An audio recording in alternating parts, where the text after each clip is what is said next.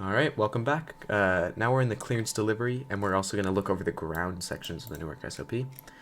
So first, let's just take a look at the valid exits.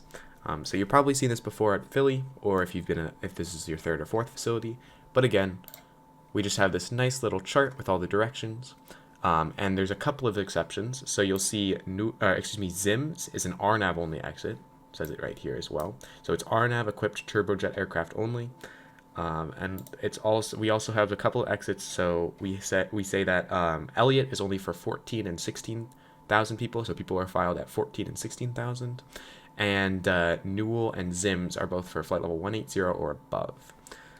In addition to that, there's a couple of this is very important. This note right here, anyone going to Dixie or White, so these two south gates, even though these are their exit gates, they have to be routed via Elve, Colts Neck VOR, so Charlie Oscar Lima, and then Dixie or White. So if they filed Dixie or White only as their exit gate, you have to say clear to wherever via the Newark for departure, radar vectors Elve, direct Colts Neck, direct Dixie or White, then is filed. That's very important. The scratchpad entry stays as Dixie or White, so you don't have to write Elve because that would be confusing and wrong. So keep it as Dixie or White. That's important. Breezy is only a valid exit if it's followed by Victor 39 Carmel, Grecky, Merritt, Bay, Bridgeport, or when the destination is within the LaGuardia sector. So going to LaGuardia, going to Westchester, stuff like that. The only last thing to note, ship and wavy are only for Newark or Teterboro. You barely ever see ship or wavy departures, but they do happen. And if you've gone to Kennedy yet, you'll recognize these are two of the Kennedy water gates. Let's see. We have this big old table. Every other airport has this as well. So if you've been to Philly, if you've been to Kennedy, if you've been to LaGuardia, you'll recognize this. Again, like those other three major airports, the first three letters of basically every the scratchpad entry is basically the first three letters for almost all of them, except for Newell and Hayes, to avoid confusion. So Newell is November Whiskey Lima, and Hayes is Hotel Alpha Yankee. The only last thing to note here is when using the port for departure, you don't see it that much either, but when you do use the port for departure, the scratchpad entry for the transition, so Biggie, Lana Park, and Elliott, should be changed to these four respectively. So the departure controller and the tower controller know that they're on the port 4 rather than Newark 4. For departure frequency, again, probably seen this before, pretty simple. But if these three positions are online, go from top to bottom. If NWK is not online, you go to Yardley. If they're not online, you go to center. The only other important thing to note, let's see, is anyone online? No, okay. So if another position was online in the N90 Tracon, it's possible that they also have a cert at Newark. So say Cameron or Harp was online. These positions could also cover NWK or Yardley. So it's important to check. You can check their controller ATISes. You could just join the TeamSpeak and ask them. But if you're coming online or you are online and they came online, just check, hey, are you covering Newark today, just to make sure.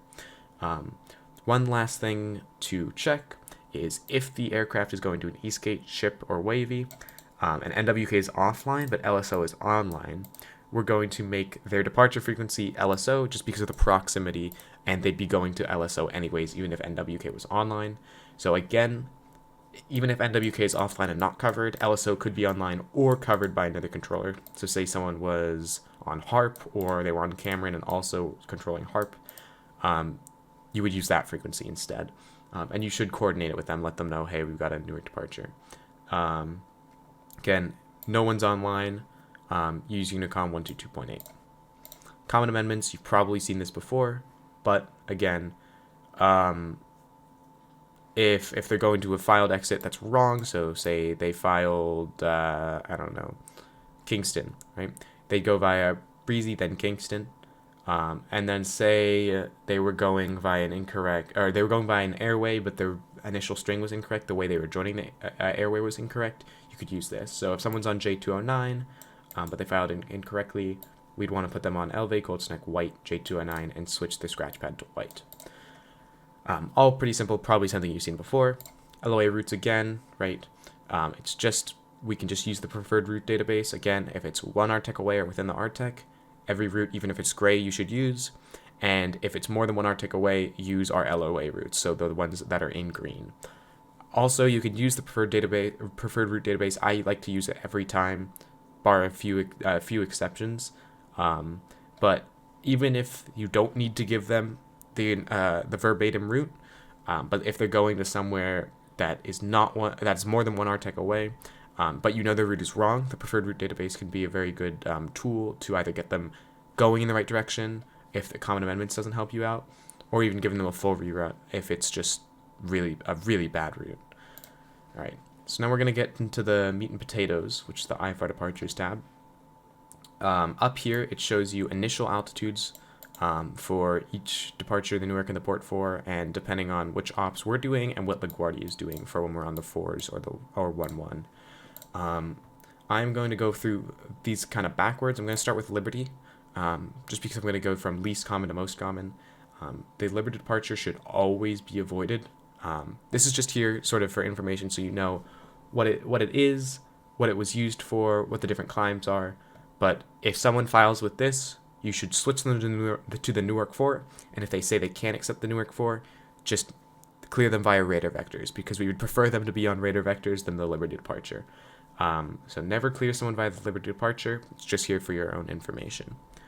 Next is the Port 4 departure. Again, we try to avoid the Port 4 departure, but a little bit less than the Liberty departure. So the Port 4 departure is again only available on pilot request, and they have to be RNAV on the 2-2s. It's only on the 2-2s.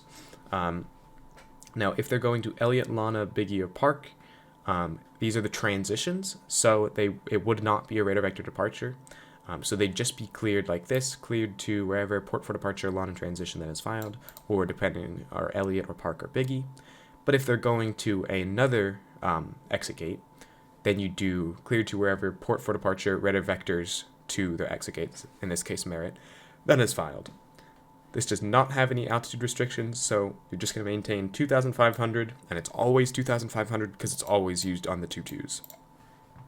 Next is the Newark 4 departure, and I want to explain when you should use the Newark 4 and when you should use the Port 4 a little bit more. Newark 4 should always be used if possible. So the only times you're not going to use the Newark 4 is if someone says they indicate that they don't have charts. So if they say that in their remarks, or they call up saying, we'd like clearance to wherever and we don't have charts. In that case, you just use radar vectors. Or if someone calls up using the Port 4 departure, you should always try to put them on the Newark 4. So if someone files with the Port 4, change them to the Newark 4. If they decline it, they say, no, we can only do the Port 4, then you can switch them back to the Port 4, clear them via the Port 4, but we should always try to get people on the Newark 4. Okay, so barring those two exceptions, if someone is leaving Newark, they should be on the Newark 4 departure. Now, we have different procedures for different runways, and I'll show you those examples here. So this is the chart for 4 left, 4 right, and 1-1. And let's see here. I just want to show you the thing that's special about these operations compared to standard. So if you see, let's read the initial climb, right? Climb to heading 0, whatever, but skip all this, right? At 40, they're going to turn left 290. And this is the important part. Cross TWR radial 214 westbound at or above 2,500. You can see that right here, at or above 2,500. This means we have a altitude restriction on the climb, right? And then it says top altitude assigned by ATC. So this means if we assign a top altitude, that means we have all the parts necessary to say climb via SID, right? We have a restriction on the initial climb altitude-wise, and we also have a top altitude if we assign it. So that means every time someone's on the 4s or the 1-1s, and LaGuardia is not running ILS 1-3, you should say climb via SID except maintain, and then 3,000 is always going to be the initial altitude. I'll show you that right here. Right? Other than ILS 1-3, it's always going to be 3,000, and you should always say climb via SID except maintain. Now, if we're on the 2-2s or we're on 2-9er, it doesn't have these restrictions. Let me show you that real quick. Let's see. So again, it does have points. You'll see it'll say climb heading 219 to 500, then a left turn. So it kind of seems like an altitude restriction, like climbing to 500, then a left turn. But it says the turn is dependent on the climb, not vice versa. So this doesn't mean we have to reach 500 at a certain point. It just means once we reach 500, then we do a left turn. So that is not valid for climb via SID because it's not an altitude restriction. It's telling what to do when you reach a certain altitude. So in this case, again, we can only use maintain. So for 22 left, 22 right, and 29er, you're going to say maintain 2,500 or maintain 5,000 respectively. Okay. Now the last part is when LaGuardia is using ILS 13. Spoke about it before in this other section. You don't see ILS 13 much at LaGuardia at all, and it's basically only used for weather or when Kennedy's on it by necessity, again, normally for weather. So in this very rare case, the N90 TRACON delegates some of our airspace to LaGuardia so they can run this, because otherwise they'd be busting us running the ILS 13. And since we're giving them some of our airspace, we have to do different procedures on departure to avoid busting that airspace. So on departure, they're going to fly the Newark for departure, except fly heading 040 at 4 DME, turn left heading 290, radar vectors to wherever they're going, then is filed if it's filed correctly, and they're going to maintain 2,000, not 3,000 as their initial altitude. It's pretty simple. You can kind of just read this off like it's a script anytime you could do ILS 13. But basically, instead of flying that 060 to 4 DME, they're flying runway, almost runway heading 040. So ILS 13, it seems daunting. It's actually pretty simple. It's just like reading a script, and you barely ever see it. So we're going to move on to Class Bravo and the VFR Departures tab. Again, we're just in a Class Bravo, so most of our departures, you can just reference the phraseology in our VFR operations in this document. The only exceptions are going to be the skyline route, and the skyline route seems hard, but it's pretty simple actually. So instead of like a normal departure, a normal VFR departure, people on the skyline we're gonna emit an initial altitude and the departure frequency. We omit initial altitude because it's given to them by tower, because it's tower's airspace, and tower decides what the altitudes are for each direction of flight on the skyline. So with LaGuardia, in coordination with LaGuardia Tower, they might decide that it's 1,500 northbound and 2,000 southbound, or vice versa. But since it's up to them, they'll give the departure a altitude when they're given their takeoff clearance, and therefore you omit it now. With this, you also omit the departure frequency, because unlike a normal VFR departure, you're not going to get handed off to departure. You're just going to stay with tower, maybe get switched over to LaGuardia Tower, or depending on what you're doing, maybe even Kennedy Tower if you do it southbound to the south shore. But you omit these two things, and it's pretty simple actually on delivery and ground. All you have to do is they're going to call for the skyline route. Hopefully they'd ask if they want, or they tell you if they want north or southbound, but if they don't tell you north or southbound, you ask them. Then once you know it, you just clear them, clear to enter Bravo airspace via radar vectors skyline route north or southbound, and then you just give them a squawk code, so squawk 0301 in this case. These are the only two things you have to give them. It's pretty simple actually. Finally, we're going to move on to Linden departures. Now Linden is an uncontrolled field very close to Newark, and therefore we use Newark clearance delivery or ground if clearance delivery is offline to issue IFR clearances to people departing Linden. So they're going to use the same exits as Newark, or as Newark satellites, and they're going to use Newark as the departure airport for PRD routes. So, say someone was going right Linden to Boston. Let's look this up. There's no results, right? Because it's a small airport. Most miners don't have, or most satellites rather, don't have these routes. So, just like any other satellite, we're going to use the major airport, so Newark. And there we go. We have all these results depending on their aircraft type, all that good stuff. So you'd use these. The important things you have to know is hopefully you'd probably be, since you're a second facility controller, you've done uncontrolled ops before, but there's a couple of specific things that are different here. So it's important to read through all of this, but I'm going to go through the things that are different than a standard uncontrolled departure. The first thing is that on runway 9er, you have to when they call for clearance, you have to ask them if they didn't say which run they want for departure. Because if they request runway 9er, then you have to get a direction of turn to the Chatham NDB from NWK. So the first thing they do when they call you up, if they haven't said it, you request the runway that they want. And then once they say that, you say clearance on request, standby, all that good stuff. If it's runway 9er, you coordinate with NWK which direction of turn they want. Then after this, you're going to call them back, say about your clearance, and you clear them. The only difference here is they have to go via, the clearance has to go via enter-controlled airspace direct Chatham NDB, radar vectors to their exit gate route if applicable, maintain 2000, and then the rest of it as normal, and then at the end you have to include hold for release. Now, if it's runway 9er, they're going to have a turn left or right. So in this case, you just add a turn left or turn right in the middle there. So it'd be via enter-controlled airspace turn left or turn right direct Chatham NDB, and then the same for all of this. Let's see here. Another important thing to remember, make sure you say what to expect 10 minutes after departure, because they're not on a SID that tells them to expect it 10 minutes after departure, like the Newark 4 does.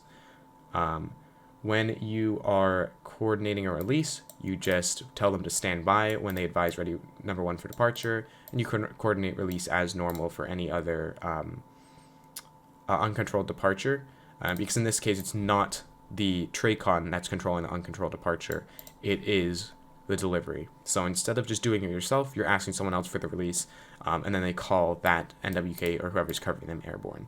So again, this is just phraseology, but the important thing that's different from a typical uncontrolled departure is you're going to release them off a specific runway to make sure they fly the right turn off the right runway, clearance void if not off, all this good stuff that you've learned before. And you have to make sure that you say contact Newark departure on 119.2, whoever is covering NWK when airborne. This is important because you're not controlling it. It's not a standard uncontrolled, since it's the ground frequency that's controlling the delivery frequency that's controlling the clearances. We have a sample departure here. The only typo that I can see, that I know about in here, that will be fixed soon, is the clearance doesn't say expect whatever 10 minutes after departure. It's omitted. And it shouldn't be, because they're not on a SID that says to expect it. So you can't omit it here. Let's move on to the ground section. So for ground, a lot of this is relatively straightforward, so I'm not going to go through all of this. But the important things to remember are, this is your second or more facility, but just remember you have to alternate first by your exit gate group, then the exit gates themselves, then largest to smallest. So this can really help a tower and a departure controller, especially when there's a lot of traffic, so an event or something. Try to alternate as much as possible, because this is really going to save and really increase our departure rates that are possible.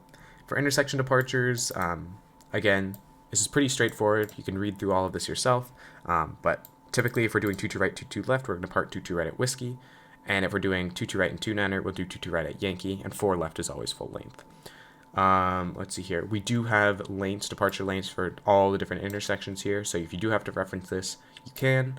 And remember, if the intersection departure is not broadcast in the ATIS, you have to tell them. So if we're running 22 right at Whiskey or 22 right at Yankee, it's normally going to be advised in the ATIS, which means you don't have to tell them. But if for some reason they're doing a different departure, like a different intersection, or it's not in the ATIS for some reason, then you have to tell them. Other than this, we have a little terminal map saying the little gate numbers.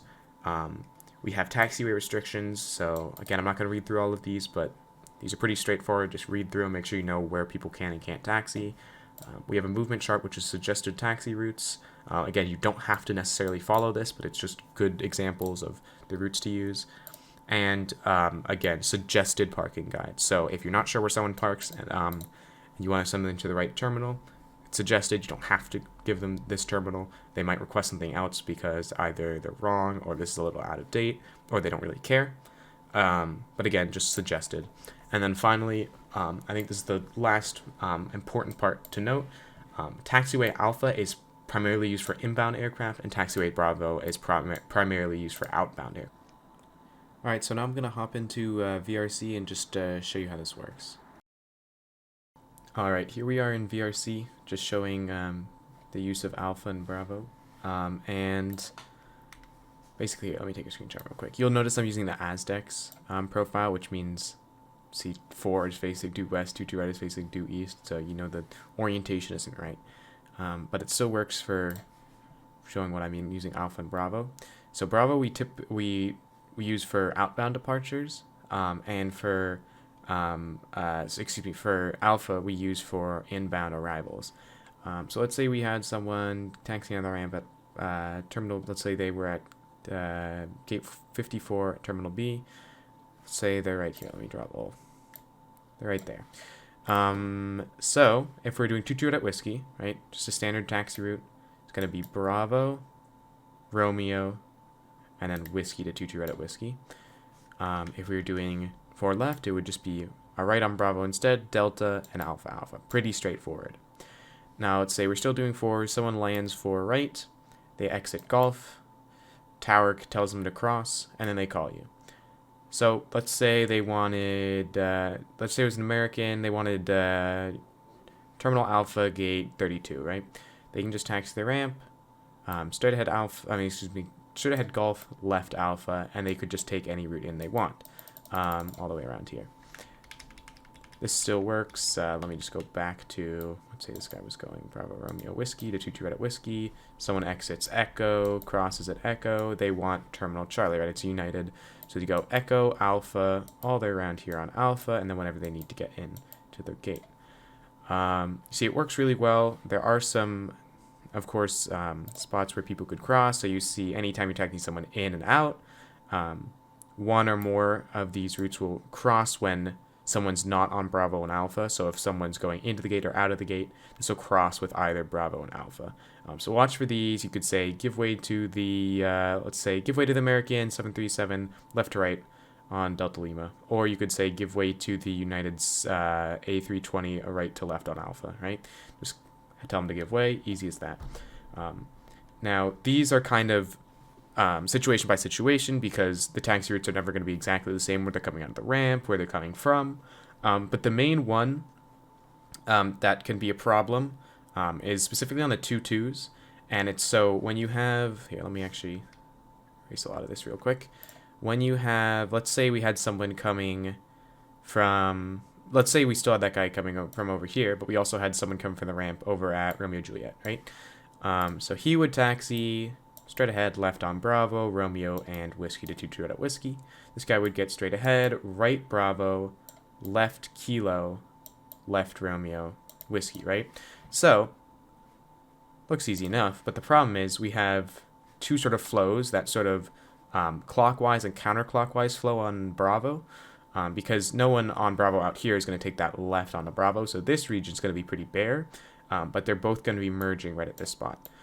So you have to be careful of people coming here. You can either tell them to give way, but even easier sometimes if you're not sure that they're going to do it, not sure they're in time, or you just want to make sure, because it's farther out, you could just say, let's say this is an American.